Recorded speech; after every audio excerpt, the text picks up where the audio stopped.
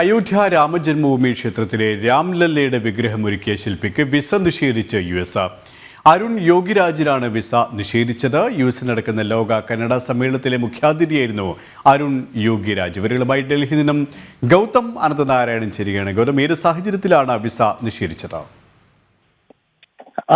KP ഇപ്പോഴും USA visa നിഷേധിച്ചത് എന്തിനാണ് എന്നത് സംബന്ധിച്ചുള്ള വ്യക്തത നൽകിയിട്ടില്ല എന്നുള്ളതാണ്.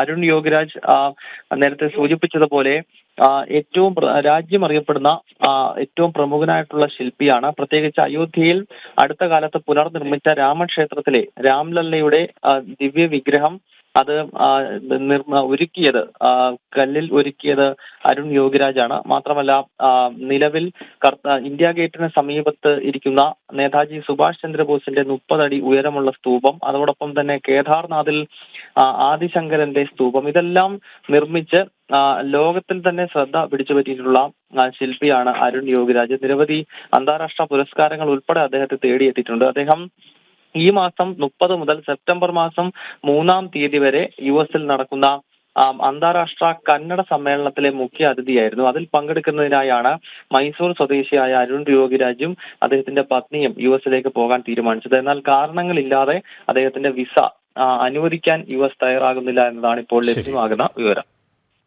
ഡൽഹിയിൽ നിന്ന് ഗൗതമാണ് വിശദാംശങ്ങൾ നൽകിയത്.